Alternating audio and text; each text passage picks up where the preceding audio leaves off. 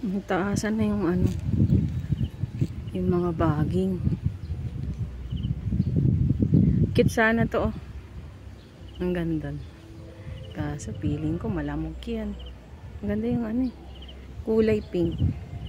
Tapos meron ng mga ano, kangkong sa loob. Tayong kangkong. Chinese, parang Chinese kangkong pa itong nasa loob.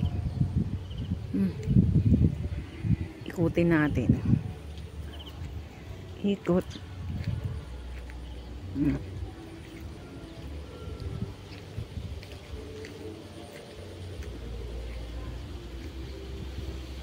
Kasi dahil yung puno, pink yung ano niya.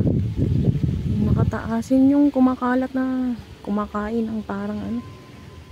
Nagiging ano. Tumaas na ng todo yung mga ano, bulaklak.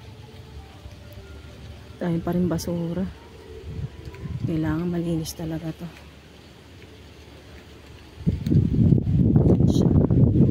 Kaso sagad na sagad pala to nandito.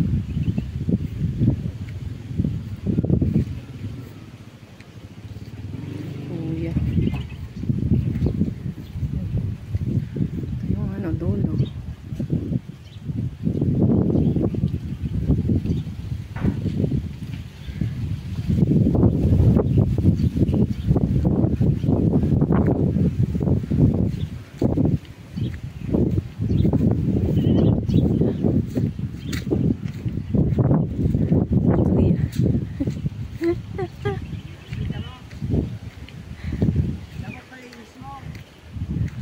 Oo nga eh, pagdating ng asawa ko kuya.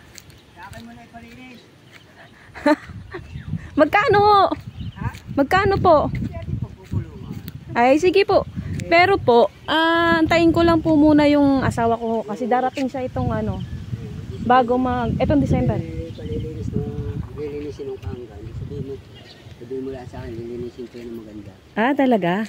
Naglilinis ka pala? Oo, ito mo, amin ang nililinis ko. Oo nga. Okay. Ikaw pala naglilinis din sa iba.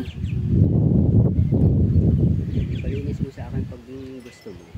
Sige nga ho. Pag-uusapan natin yan. Pinapabidyo niya kasi ho sa akin gawa ng pauwi siya.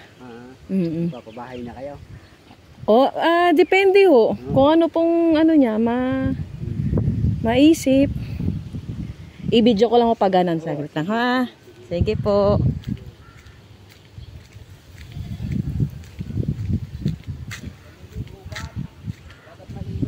Oo nga po eh. Ayan. Maano na. May hukay. Kaso. Ayan o. Kinain na ng ano. Halaman sa gilid. Di ako makababa agad. Ikot ako. Ikot. Ikot blues.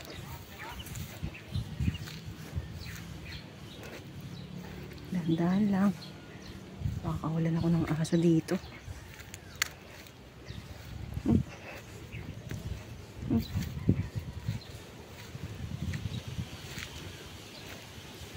Yan.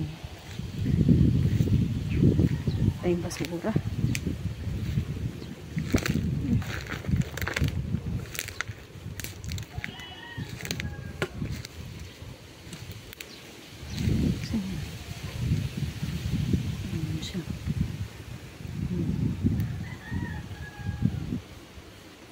Dito din, ano na, tabi-tabi po. Yung mga ano na.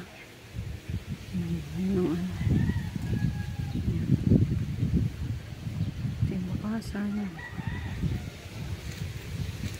Tabi-tabi po nga. Tabi-tabi po.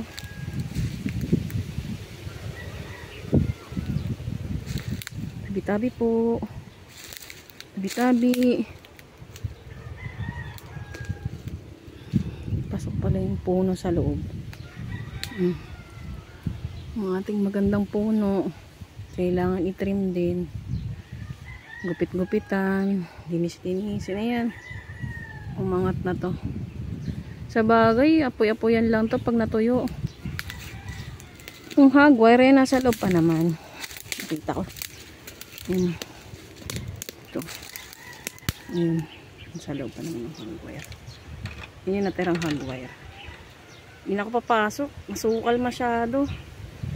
Ito.